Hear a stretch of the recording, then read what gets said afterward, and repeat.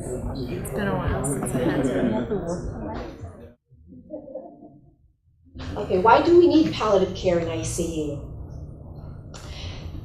540,000 Americans die annually in an ICU, and that is contrary to the fact that they would have preferred to die at home among family and friends and not in the presence of technology and strangers.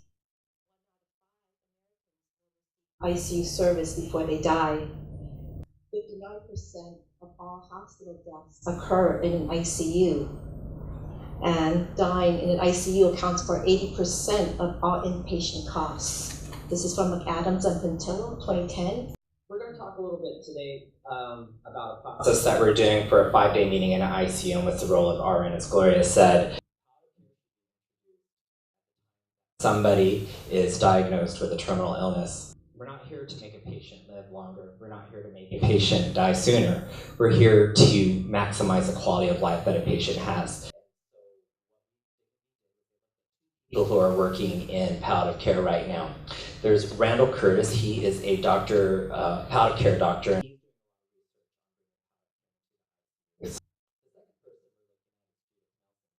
And she's a professor of medicine, pulmonary and critical care at Mount Sinai. She's also a palliative care doctor as well. And so she started working with NIH, which is the National Institute of Health, and they came together with a project called the iPal ICU. And they also were working with the Center to Advance Palliative Care. All of this that was going on, and they came up with a 5-day criteria that we are asking our nurses to do in the ICU. The first 48 hours, there are 7 things that we want the nurse to do. Surrogate decision maker. I've been auditing all the patients that come into the ICU in the first 48 hours, and I want to say that about 40% of the patients that we get into our hospital, 40% are what we call unrepresented, meaning there isn't any family on hand, there isn't a spouse, there might be a friend, but legally we're not recognizing them as the decision maker.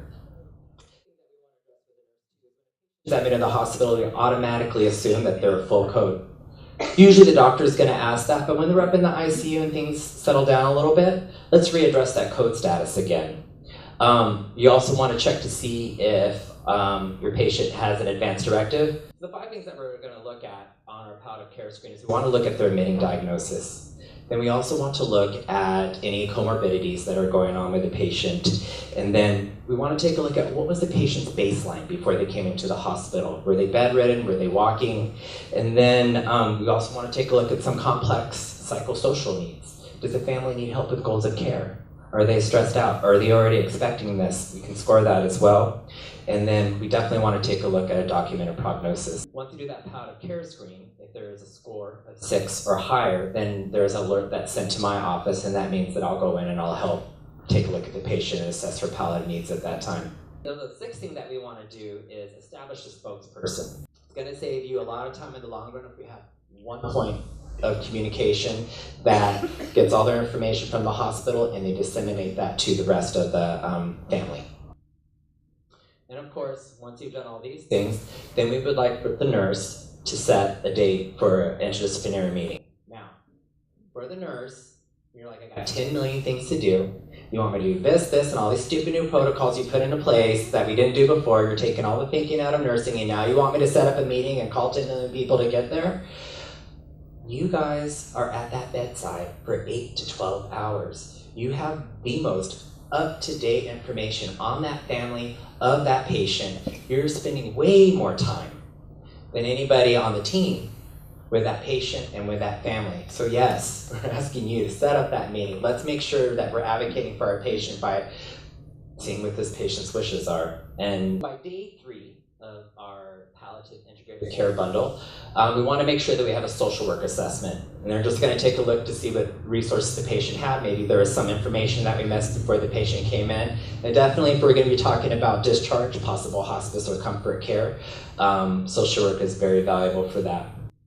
We also got to think too that for some of these families, they just brought in somebody that they love, or the decision maker, somebody they care about, and they're stressed. unutilized resources that we have here in a hospital. We have to build a level of trust with these families, because in a little bit you establish that relationship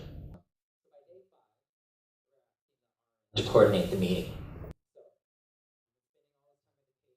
Spending time with the family, prep that family prior to the meeting. Tell them, write down all your questions that you want to ask the doctor or any other team member who's going to be in there.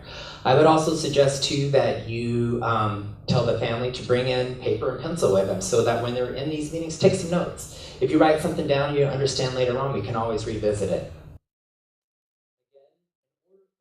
Count a 5-day meeting in this particular study.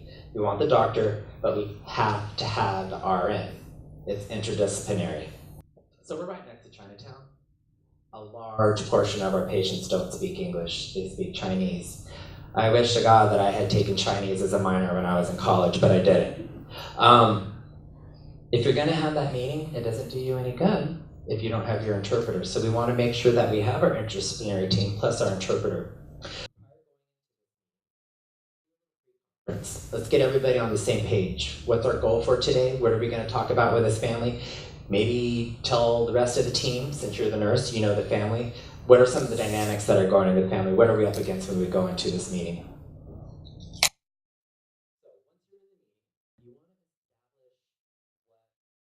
What does this family understand what's going on? They've been here for approximately 5 days. They've been up, down, they've been seeing things, vital signs, they've heard this, they heard that. Assess what the patient understands. Once we have the patient's, the patient's family's understanding, the doctor's going to talk about diagnosis. And then once we have a diagnosis, they're going to go into a prognosis. Now, some doctors can do a prognosis, some doctors don't like to give a prognosis. So we can ask the doctor, what's the prognosis? That's your job. And we can't do goals of care if we don't have a prognosis. I mean, what are we doing? Like, what are we looking at? What's going to happen if we do this, we do this, we do that? Of care. Are the treatments we're doing appropriate to the diagnosis and the prognosis? Does it make sense to code the 98-year-old lady who weighs 90 pounds and had hepatorenal failure with an EF of -2? I mean, is this going to make a difference in her life? Is this going to bring her quality of life? Once you've gone through all that, then we want to address our code status again. Is our code status appropriate? I don't know. We just gave this family, and if it's a meeting with a Chinese interpreter, you're looking at least 2 hours. We have given them so much information and they're trying to think about it in their head. A lot of times they're not ready to make decisions about goals of care right then and there. However, you as a nurse will want to make sure that you set up a follow-up meeting. Could be a few hours, could be the next day. But if we don't follow through with that, what you will tend to see sometimes is it'll be a week before we start looking. Or doing goals of care like we should have been when we discussed the first meeting. All right, so the role of the RN, we're going to talk a little about some nuances and language that we use in the meeting. So there are some nurses in here that had some experience. How many of you maybe not appropriate? You felt like it was wrong. Did you code somebody? Oh, more hands than that. Rand. Our job as RNs, we're there to support the patient. Check your prejudice, check your values at the door. A lot of times when we do these meetings, these families take a while before they're going through their stages of grief and coming to a place of acceptance. But let me tell you, I've been in meetings where we have gone for hours and we just know as clinicians, this patient is not going to make it. But that family is going to want to code, trach, whatever. And there's a lot of Chinese patients or families that we have, and there's cultural differences that they have in there. And they believe, I shouldn't say all Chinese, but I've come across have their loved one, they have to assist their parent to take their very last breath of life. Otherwise, that parent's going to come back and haunt them, haunt their kids, haunt their grandkids. It's a very real thing. A lot of times they won't come out and say that, but I was was in a meeting a while back, and one of the sons was telling me that, you know, little bit of life, even if it's pain-filled, is better than zero life. I don't even know how to argue that. When we're asking these families about making goals of care and decisions for their loved one, what you want to make sure you do is you're asking the family, what would the patient want? What were the patient's desires? What were the patient's wishes? This is when you gotta kind of dig a little bit. What was your father like before he got here? Did he walk? Did he talk? What did he enjoy doing? Did he like watching football? Did he like to eat dim sum?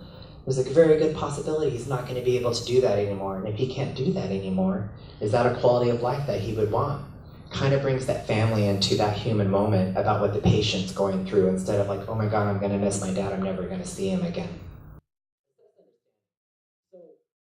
Number one job in our nursing process, assessment. If you're sitting in these family meetings and we're talking about all this stuff and the family's looking at you like, stop the doctor, stop the meeting, ask to clarify. What's dialysis? What's tracheostomy? Explain that, use your layman's terms. Another thing that we do is sugarcoat something. Let's be very real about what's happening here. A lot of times, I certainly don't like to tell patients that they're dying, but I do it a lot actually. The powerful thing that starts that process of that grieving so they can come to a place of acceptance. Your loved one is dying. We started auditing and keeping track of what we were looking at in June 2012. There are some interesting findings that we had that actually Gloria found and came in, then we ended up going back and looking at all our data and pulling some of it out to explain some of the things that we were seeing. And there's been a marked decrease in code blues since the start of the PIC bundle. Per quarter, per every 3 months, down already significantly right here with the start of the interdisciplinary meetings. There's about 18 here. It continues to drop to where the last quarter, which ended June 30th, we only had 7 code blues in a 3-month period. And of the 7 patients that coded here, only 1 of them died, so 6 of them survived. So that means that we are not coding the terminally ill, we're coding the ones who will survive. That's fantastic. This is a trend that we're looking at. We can't really necessarily say yet that it's a direct correlation, but our hope is, as we continue doing these meetings and keeping that at 100%, that we're going to see numbers like this right now, and I hope that this last slide right here is going to be indicative of what we see. Actually, for this yellow line here is hospitalist meetings. We actually had 28 patients that qualified for this meeting. Of those 28 patients, we had 26 that had the meeting. Of those 26, 13 had a code status change, and during that quarter we noticed that there was a number of code blues of 7. Of those code blues, 6 were successful. That's amazing. To my understanding, the national average is like what, 12%, 15%? So looking at a trend standpoint, I'm hoping a year from now that we're going to maintain these numbers. Also want to give a special shout out to Yvette Horsehouse and Vaughn Mouton. I hate doing auditing, and it is brutal with our computer system. And these two spent hours going back a year ago to look at all the code status changes. I don't know what I was looking at a year ago, so we wanted to go back and see what those were, and they so graciously did that. And thank you.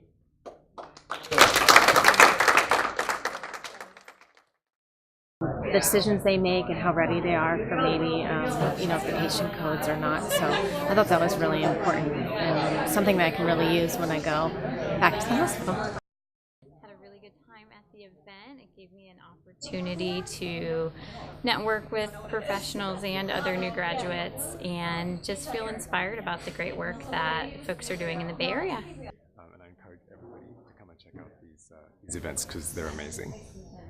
Thank you. Oh, great.